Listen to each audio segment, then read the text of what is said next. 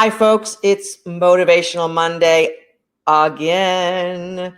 And I am feeling especially kick-ass today because I have something fun to share and to soup up your Motivational Monday. If this is the first time you're hearing and watching me, this is Coach Mo Faul. I am a career coach, an uplifter of women, an empower of your soul. And I believe that everyone should be walking on this planet feeling totally and absolutely kick-ass. Today, we're going to cover generational differences. Are they causing you problems at work? I've been covering various topics on generations in the workplace and millennial stuff because I hear all the time from women on our clarity calls and people just in the workplace talking about the millennials. And what ends up happening is we have generational differences that show up all over the place. And you know what? It's not new. Generations after generations have been criticizing the next generation coming for millennia. There's writings from BC. There's writings from the 1800s. No sound. I'm not sure why you're not getting any sound. I got my microphone right here. Not sure how to help you there, Tammy. I don't know if there's anything on my end. Sometimes you have to come in and out. I don't know. I don't know if no one can hear me, I'll be the one coming in and out. So let's see. If anyone can hear me, please put on a comment. I have been talking, so that should be working. Let's make sure my microphone is on the right setting here. Okay, so yeah, our trusty technician is suggesting that, okay, so we got some crystal clear and we got some no sound. So let's hope that we're more on the crystal clear thing. All right. So generational differences have been talked about for centuries and millennia. It's always been a problem. Always. So this is nothing new. Just because we're in the tech revolution. Thank you, Kristen, Jean, Tammy, Tracy, thanks for the refresh the page note. Excellent. Awesome. So generation after generation, even now in the big tech world where we've got instant access to everything in our hand. I saw something really funny the other day. When I was a little kid, calculators were just coming out and they were $99, which back then was like $500, $600. And so we finally got one. And even though calculators were available, math teachers, physics teachers used to say, you still have to learn how to do math. You can't just rely on the calculator because you're not going to have a calculator everywhere you go. Oh, yeah? Now I have a mini computer everywhere I go. This is more computing power than some of the mainframe computers 20 years ago are in my pocket, in my hand every day. So I want to celebrate, first of all, I don't talk about my kick-ass workshop that often, I don't think. All of you ladies who are here who have been my clients, thank you and bravo to you for being totally and utterly kick-ass. One of our great, wonderful, beautiful ladies who graduated last month wrote a really cool thank you post. I'm going to read it, keeping her identity private, but I'm going to read the post. Graduation day from this group is not the end. It is just the beginning of the abundant life ahead in my future. There are so many things I could list as outcomes of this class, but the post would be pages long. I have 2 kick-ass journals full. I'm grateful for the gifts and the calling of Mo Faul, Coach Amy, Coach Jean, Coach Miliana, and Coach Bonnie. They are all like a race car pit crew, and each one has a unique part in putting women back on the track again for her journey. I have experienced deep healing in this class from years of stress, trauma, and grief. I don't know exactly where my job search will lead me, but I am confident that the path will be clear as I continue to listen to my soul and give the universe time to work. I wish all in this group healing, grace, and love on your journey. See you in the grad group, Kick-Ass Sisters. So, Kathy, that was a beautiful post. And because of your inspiration of a kick-ass pit crew, I'm actually wearing, it's like the opposite I got to get out of my way. Kick-ass pit crew on my shirt. You see that? Kick-ass pit crew. And all of my team, some of them already have this shirt, but all my team are getting kick-ass pit crew shirts because we are exactly that. You all are top-notch race car drivers with race cars that need to be tuned up, new tires, gas filled in the tank, engine revving at the highest speed so you can lap that track and go at full speed and run the race of your life. This is what we do in the kick-ass journey. And sometimes there's engine work, and sometimes it's the tires, and sometimes it's filling up the gas tank. Sometimes it's the body repair that needs to happen. But whatever it is, we're going to tool you up so that your race and your amazing, amazing trip around the race course is fun, awesome, and just the ride of your life. And I'm proud to say we've had over 500 women in the workshop. And, you know, some of them started very traumatized from job or even personal stress. And some of them came in on the verge of wanting to quit and call it off and whatever. And we've literally saved women hundreds of thousands of dollars from making bad career moves. If we get you in time, if we get you in the workshop before you quit or make a move that's emotional and it feels like the only thing you can do, we can probably save you tens of thousands, if not hundreds of thousands of dollars in a mistake that might just take your career the entire backwards direction. And we see that all the time. Often our clients in a workshop have quit or gotten laid off or sometimes even fired. We helped 6 ladies get awesome jobs last week. It was our best week ever with client successes.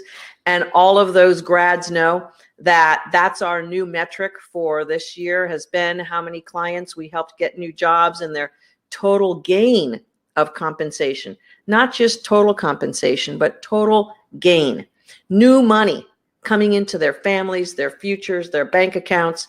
That's what I am passionate about.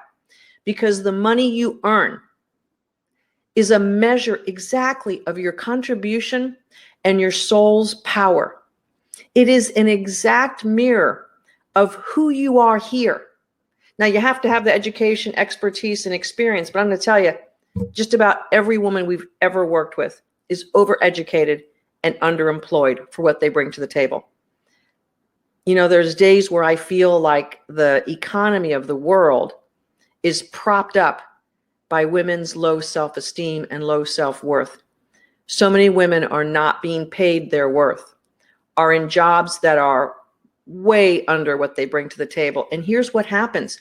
You make suggestions and have ideas that are at another pay grade level. They don't like that. Who's they? The bosses, the hierarchy. They don't like that. They don't like someone down here suggesting something that should come from up here. So you're going to get into a clash. This brings me to the exact topic for today. Generational differences. First of all, I want you to check yourself and reflect for yourself. Are you the person who is either at work or at home or minding your business driving, and you see someone perhaps at a different age bracket than you, and you immediately make a judgment? Is that possible that the woman in the mirror is doing that? I'm just saying. I'm just looking to see if there's a, hey, Keisha, I'm just going to make your comment. Nice to see you. Is it possible that you're throwing judgments out there for people who are younger or maybe older than you? Is it possible that you're watching how they are and you're immediately comparing that to you?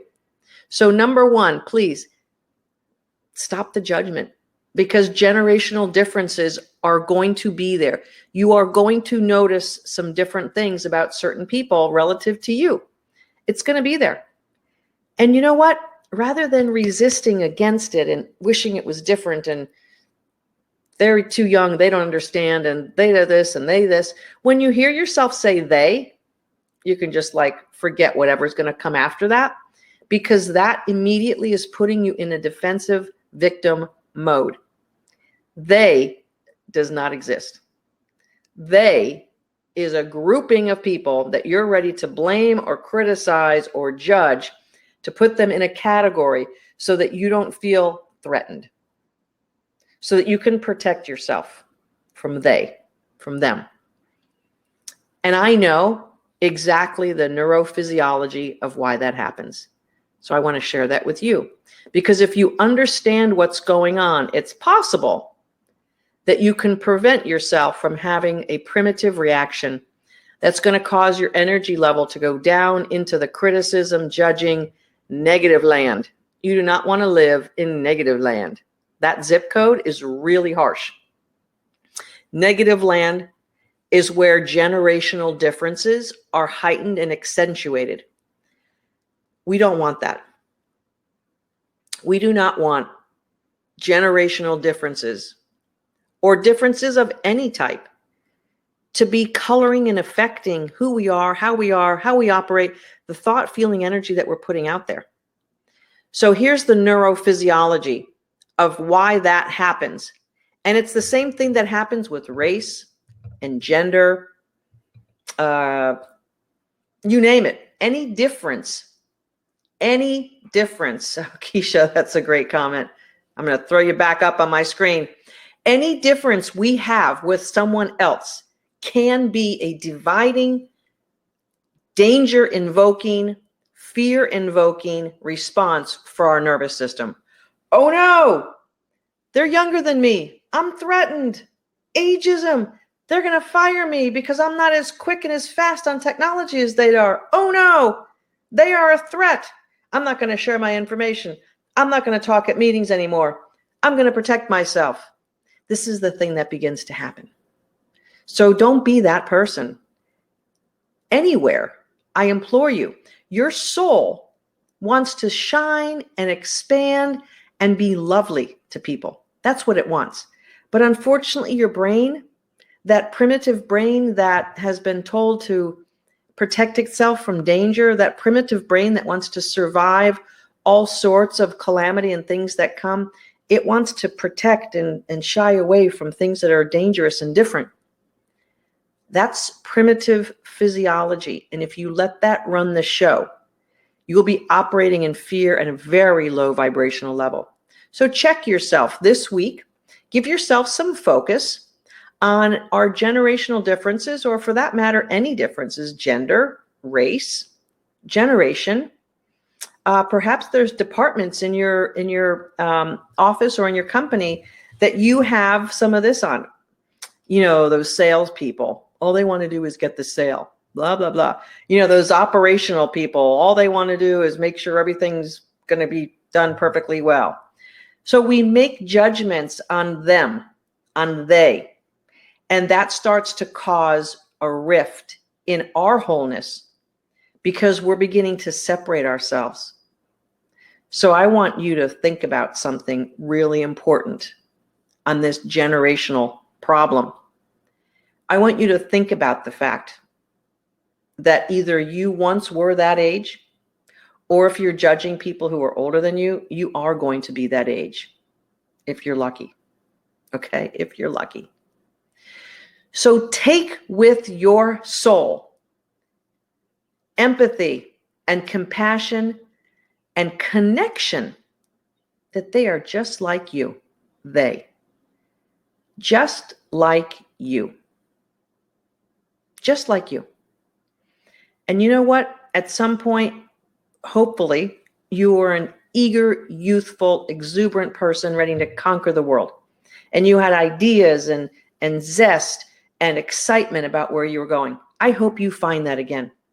I hope that you find that excitement and that zeal for life that younger people have. I hope you find it. I hope you get back to that version of you. And you know what I got to tell you? That post I read you from that grateful graduate of our workshop, she found that again. As a matter of fact, she was able to connect even better with her teenage daughter because she found that again. Rather than her being miserable and job traumatized and not happy with her life, therefore projecting that on her daughter. Instead of that, she became a whole, full person within herself and found her joy and her truth and her awesomeness. And guess what?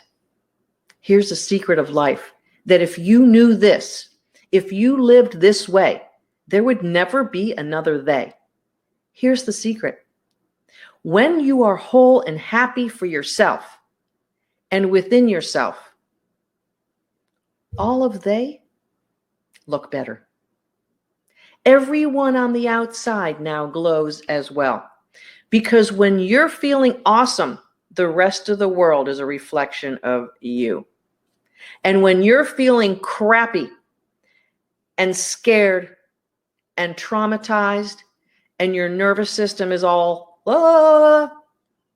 and you're not sleeping and you have to drink more coffee every single week, year, and you're gaining weight, when you feel that level of you, no one is good enough to make you happy. No one is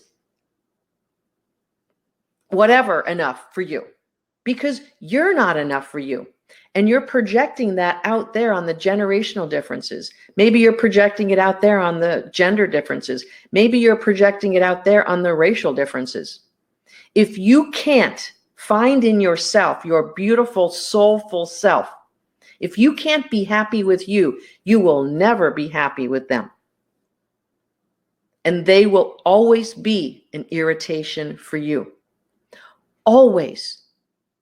So your key is to be kick-ass and get that soul revving up and get that awesomeness bright and shiny. Yes, you may have to wear dark glasses at first because you're so freaking shiny and awesome that you're not used to seeing that. It might be like, oh my, look how awesome I am. A lot of times the early coaching in our kick-ass workshop is to help our ladies adjust to that. And usually there's tears of happiness and grief that it's taken so long, it's been so long since they found that. And when they do, it's the most beautiful thing ever. So all of you beautiful, lovely women who are here, who we have had the privilege of coaching and the privilege of knowing and the privilege of working with and watching you blossom. Thank you, Jean, for your comment. Coach Jean, rocking it, sister. When you love your own soulful self deeply, you will walk this face of the earth loving others. When you're off balance, off purpose, when you've been thrown traumatic events that you haven't adjusted to and you haven't healed from yet, you're going to be defensive and guarded. And you're not going to be very fun to be around, and you're not going to be very good to get along at work. And you're going to say, we've always tried that. You're going to say, we've already tried that. You're going to say, we've done that. You're going to say to the young people, who do you think you are? You've just started in your career. You don't know how this goes. I've been here for 20 years. Don't be that version of the protected, buried soul of a shell for you. Please, if it's not working with us, please find some way to open your soul up to the beauty that you have inside. All of us are born as beautiful souls. And unfortunately, with the people we are raised, who raise us, with the schools we go to, the organizational structure of our families, work, church, whatever, we get lost along the way. And that soul has to protect itself because we get hurt. Someone tells us not to sing so loud. Someone tells us that we're not as pretty as our sister, or we're not as good in math, or we're not whatever. And over time, we shrink and we hide because that didn't feel good. And then maybe we have a crush or a love interest who leaves us and hurts us, and we hide more. And perhaps we didn't get that promotion. We hide more. So soon enough, we're contracted into a small, small shell of who we are. And we blame anyone we can find. that has made our path somewhat difficult. And if it's the millennials, if that's the blame, Debbie Grant, thanks for your comment. If that's the blame that we've got, that's who we're going to blame. If the blame is white Americans, that's who we're going to blame. If the blame is Black Americans, that's who we're going to blame. If the blame is Indians and Asians, and I mean, we can always find a finger to point to for something. But when you're whole and happy, you don't want to, and you don't see the world that way. You begin to shut out the things that would distract your happiness. You begin to shut out the things that would keep you in your awesomeness. You begin to handle things easier. You begin to solve problems, not focus on them. You begin to move forward into your glory and brilliance and awesomeness. And you know what? When you do that, the rest of the world is awesome. And then voila, your resume is awesome. Your LinkedIn profile is awesome. You feel awesome. You interview like a rock star, and they hire you for 30,000 more, 40,000 more, 50,000 more. That second job taking you 80,000 more. That's what happens. When you are awesome from the inside, there is no generational problem. There is no gender problem. There is no race problem. All of those get better and they begin to melt away. We have had so many, good for you, Debbie, eating good food. We have had so many women heal generations and generations of hurt and grief and sorrow. When they become whole in their souls in the first week or two in our workshop, all of a sudden, relationships with kids get better. Relationships with in-laws who have been bristling for a while, and even our own parents, those relationships get healed. That's the kind of woman who can be kick-ass at work. That's the kind of woman who can totally rise above and lead a team. That's the kind of woman who can make $50,000 more in her job and have a massively exciting, beautiful career. The women who heal their souls and show up expecting everyone else to be awesome, regardless of our differences. As a matter of fact, because of them, because of our differences. That's it. That's how we heal generational differences. That's how we overcome any problem.